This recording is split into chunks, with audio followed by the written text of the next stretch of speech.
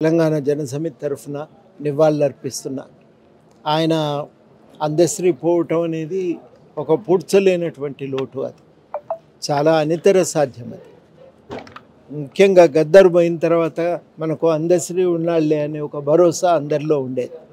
అది కూడా ఇవాళ పోయిందంటే నిజంగా సమాజం చాలా ఇవాళ నష్టాల్లో కష్టాల్లో ఉంది. ఇది తెలంగాణ సమాజం ఈ క్లిష్ట సమయాల్లో ఆయన కూడా మాయమైపోయిందనే బాధ ఇవాళ తెలంగాణలో వ్యక్తమవుతున్నది.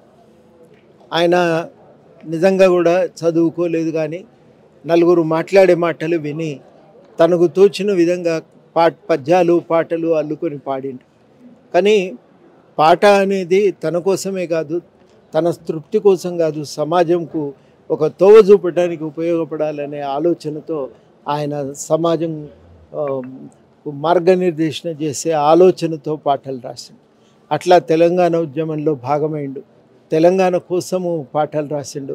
తెలంగాణ ప్రజలను స్ఫూర్తిని ఇచ్చే విధంగా పాటలు రాసిండు. ఆయన రాసిన జయ జయ హే పాట విన్న తర్వాత అందరికీ కూడా ఇది మన జాతీయ గీతం అని అనిపించింది. వెంటనే ప్రకటించుకున్నారు.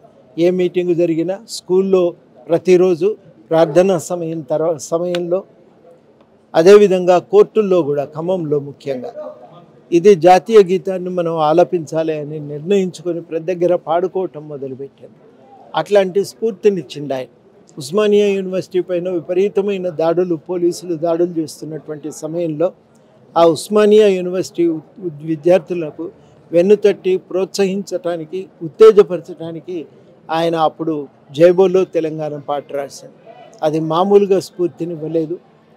ఉస్మానియా విద్యార్థి ఉద్యమ స్వరూపాన్ని, స్వభావాన్ని మొత్తంగా అది ఎత్తి చూపినటువంటి పాట. అట్లాంటి అద్భుతమైన పాటలు రాశాడు. తెలంగాణ ఏర్పడిన తర్వాత ఆయన ఎప్పుడు కూడా పూర్తిగా అధికారానికి లొంగి ఉండలే. ఆయన కోరుకున్నది తెలంగాణకు ఏది మంచో అదే మనకు మంచి అని నిర్ణయించుకొని తెలంగాణ కోసం ఆయన మళ్ళీ మాట్లాడుతూ వచ్చిండు, రాస్తూ వచ్చిండు.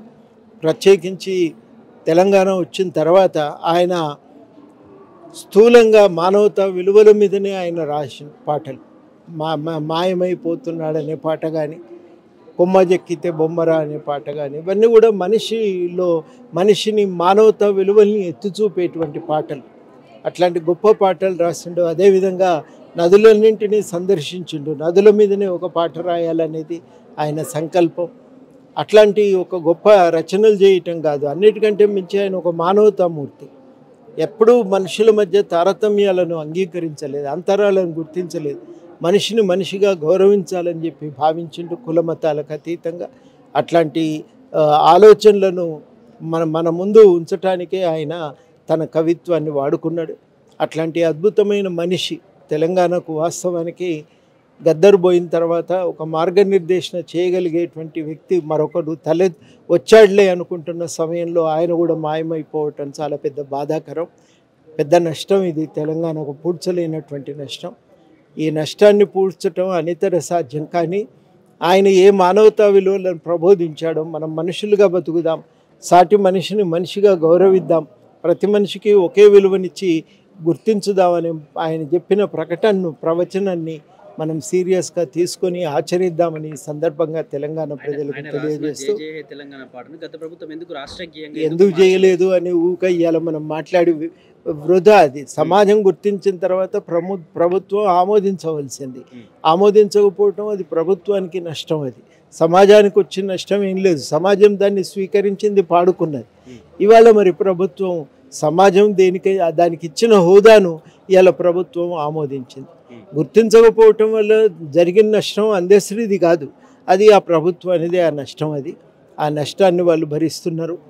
ఇవాళ మనం చెప్తున్నది ఏంటంటే ఆయన ఏ విలువలను ప్రకటించిండో వాటిని మనం గౌరవించి ఆచరిద్దామని ఇవాళ తెలంగాణ సమాజానికి ఒక పిలుపునిస్తూ జోహార్ అందశ్రీ. జోహార్.